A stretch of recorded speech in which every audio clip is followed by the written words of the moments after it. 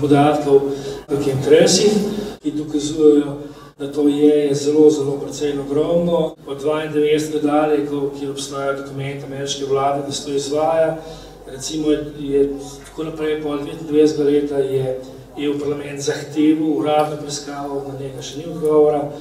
Recimo 2012 so nemški meteorologi tožili svojo državo, kjer so tudi dokazali za te reči, pa recimo Švedska, pa tako naprej, in obstaja kot najbolj ta grozen dokument imenovan Deep Shield, ki podpira WHO in UN, kjer se pač priznava, da se to izvaja in da bo obstajala kolateralna škoda in verjeli ne, razlika v podatkih samo, ali bo, ne vem, milijarda ljudi v tem šla, ali dve, in to prav govorim, to ni hec, morda sem sliš hec, ampak meni ni. Zakaj mainstream mediji vam ne povedo kaj podobnega, ne pa koristnega, ampak se ukvarjamo z implantanti določenih zvest, medtem, ker sicer pa drugje. No in recimo ta dr. Semilota omenjeni in njegova ekipa je morala preko mednarodne organizacije AVAS nekako priti ven, da smo jih sploh mi slišali. In to imate vedno v zavesti in v glavi, da nekako ne verjemite medijem. Jaz bi najprej rada izpostavila, da je podnebje naš najbolj dragocen naravni vir. Velikokrat se ne zavedamo, kako zelo pomemben je in kako nam kroji življenje. Rada bi izpostavila tudi to, da se je podnebje tudi v preteklosti spreminjalo. Naši predniki so se vedno bili, tudi zato, ker so bili prisiljeni, da so preživeli, prilagajali na to, kako se je podnebje spreminjalo. Podnebni sistem je zelo zapleten, kompleksen. Težava je v tem, da ta naravni proces kroženja ni sposoben asimilirati toliko toplogrednih plinov, kot jih mi sproščamo. Gospa magistra Tanja Cegnar, ali so podnebne spremembe vedno naravne ali so tudi umetno povzročene? Oboje. Je pa seveda tudi veliko naravnih dejavnikov, ki vplivajo na podnebne spremembe. Kaj je geoinženiring? Geoinženiring je del znanosti ali pa kakorkoli predlogov, da bi vplivali z določenimi tehnologijami na podnebje. Vplivali na podnebje s tem, da predvsem na dva načina, v dve veliki skupini lahko delimo ta geoinženiring, ki se tiče podnebnih sprememb, na tistega, ki govori o tem, da zajamemo in odvzamemo iz ozračja ogljikov dioksid ali ogljik, in pa tisti, ki išče neke rešitve, kako bi zmanjšali tisto energijo, ki pride do površine tam, torej do zemeljskega površja. To sta pač dve ti veliki veji, ki sta v manjših delih, pa seveda te stvari lahko izrabljamo tudi za razkrajanje megle na letališčih, kot se recimo dogajalo ob zimskih olimpijskih igrah v Sarajevu, kot so recimo si pomagali, da so prej sprali dež iz ozračja pri olimpijskih igrah v Pekingu, ali pa recimo tudi takrat, ko imamo recimo obrambo proti toči z letala, ki vnašajo v ozračje, v nevihtne oblake, srebrojodid.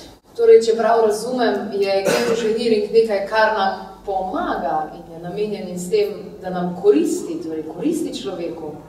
Vsako stvar se da zlorabljati. Najlepša hvala. Mogoče hitro vprašanje, Gregor? Vprašal bi, zakaj so toliko časa zanikal geoinženiring, pa zakaj ne poveste tega, da se to uporablja danes tudi v vojaške namene, se pravi prav vremenske neprilike oziroma manipulacije z vremenom. Hvala.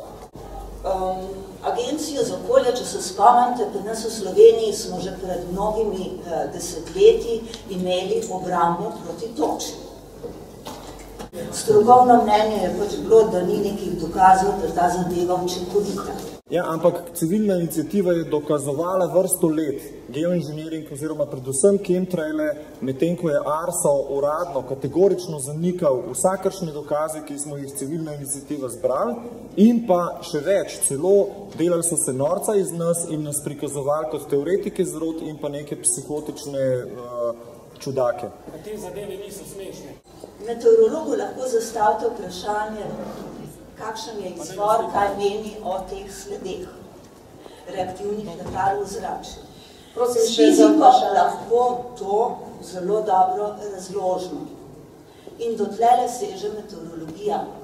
Če pa sprašujete nekaj, kaj kdo nekaj posipa, ne vem kaj, to pa ni več vprašanje za meteorologe. S takim vprašanjem se morate pa nekam drugam obrniti.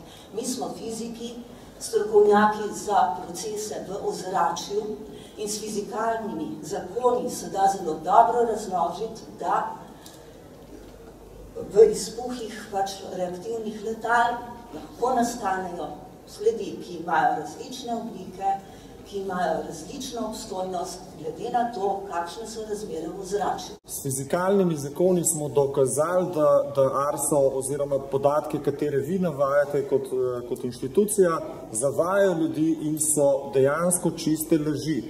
Chemtraili oziroma kemične sledi za letali so dokazljive tudi po slikanju, tudi po vzorčenju, naprimer ledu, snega, deževnice. In ravno te dokaze ste kategorično ARSO, ne vi konkretno, ampak ARSO, kategorično zavračali, češ da jih nismo pravilno prevzeli, da se ne spoznamo na stvari, čeprav so vzorčili biologi civilne iniciative. In zakaj to sprenevedanje, da ljudje ne vemo nekaj oziroma da smo nevedni, češ da ARSO je pa tisti, ki vse ve in potem kategorično zanika? Zakaj ste na ARSO internet stran podajali uradna obvestila o geoinženiringu, ki ste jih potem čez 2-3 dni umaknili in potem na ponovno za nekaj dni postavili na internet stran in spet umaknili? Draga, hvala. Avtor tistih člankov, ki ste jih omenjali praktično na našem internetu, sem jaz. Bili so malo že out of date, pa smo jih umaknili, ker pripravljamo novo prenovo. O geoinženiringu smo veliko pisali tudi v našem mesečnem biltenu, nekoč tudi te stvari so še vedno na spletu, lahko jih najdete. Jaz imam svoje strokovno prepričanje, zaradi vas ga ne bom spremenila. Če vam gre pa tako na živce, lejte, tlele sem, lahko me ustrelite.